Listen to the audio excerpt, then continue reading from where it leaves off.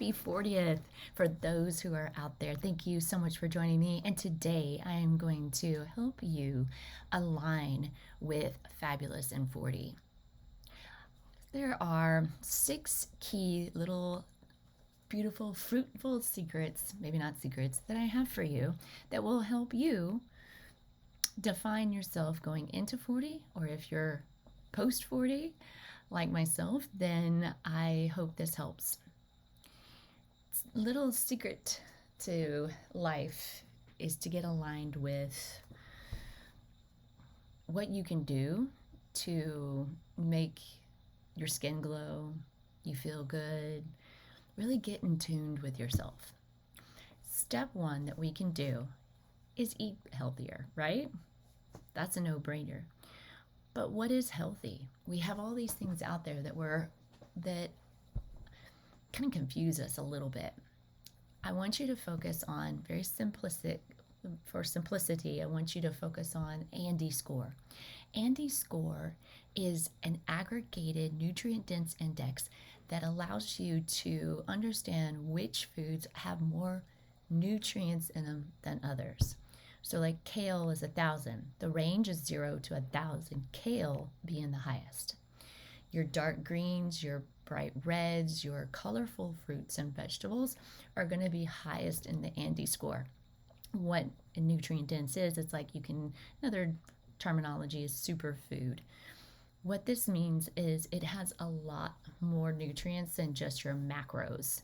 So like your tofu has protein, may have some B vitamins or cheese, and it has just a couple of things, whereas this is going to have your fat solubles, ADEK, it's going to have B and C, it's going to have more to it, plus your minerals, plus, iron, magnesium, so healthy heart stuff.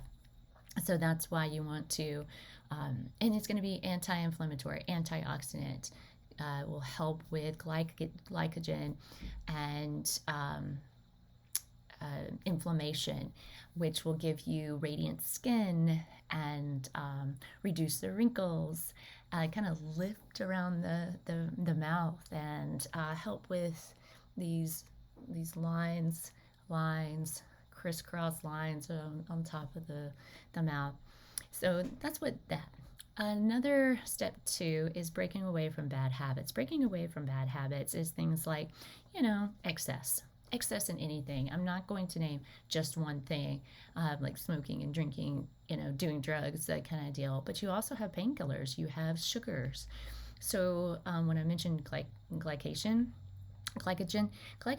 is basically the caramel stuff. So AGE is going to be something that's like, it's caramel, and it basically weighs down the fibers and like in the skin. That's what causes this saggy around the face, and we want to prevent that.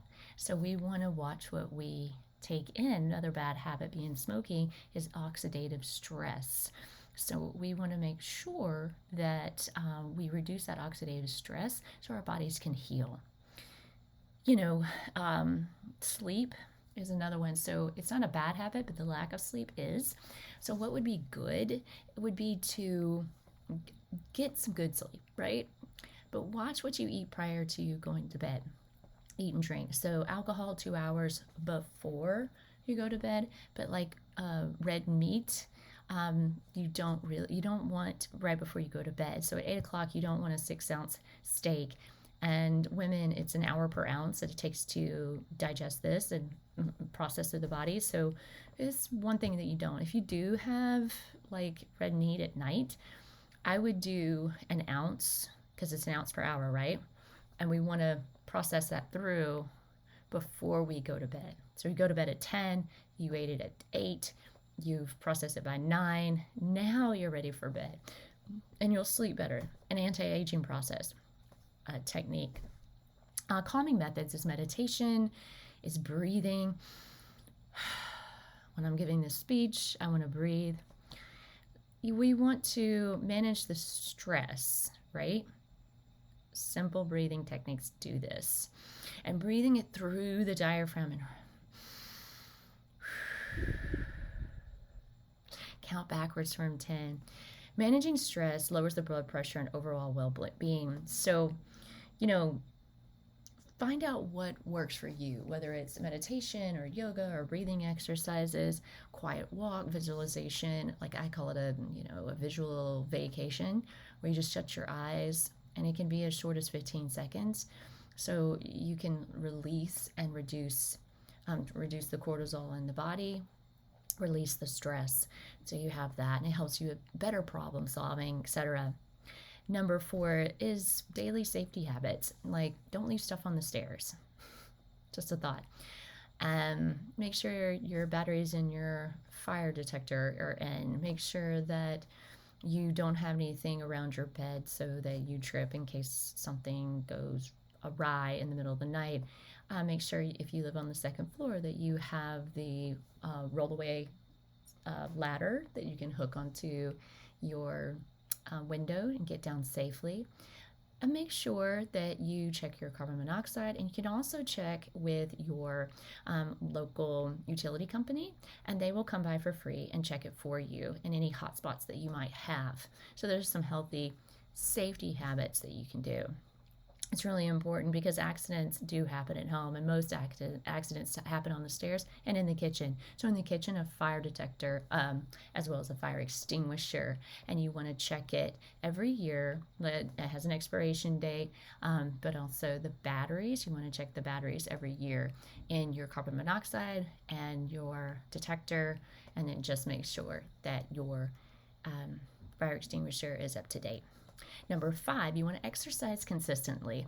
It's great to exercise, but if you exercise every 3 days, that's not consistent, and you'll get frustrated with the results. You plateau, etc. So just a little bit, as 30 minutes a day, helps tremendously. It is the key, and it aims for that stress management and, focus days. And it really helps. I get a lot of my ideas when I'm cycling. Sometimes if I'm stumped in the day and what I can need to do. So you like to aim like Monday, Wednesday, Friday, strength training, Tuesday, Thursday, Saturday, running, or something of that nature. Make it make sense for you and your schedule, but make sure you just do something every day for at least 30 minutes. And freebies. We talked about sleep before, but also water. Water is essential. And like in your antioxidants and your nutrients, it's good to get half, at least a quarter, I will say, of fruits and vegetables in your day. 24 ounces of fruits and vegetables. I like to make 8-ounce snack bags, like a sandwich bag, with slices of apple, red bell pepper, zucchini, very nutrient-dense foods, like I talked before with the Andy score.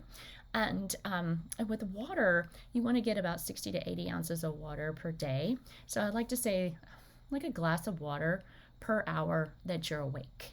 All right, is a good one, good rule of thumb, and easy to kind of do. You can put set your alarm, and you can see it every hour. Like you start at work at 8 o'clock, next water is 9 o'clock.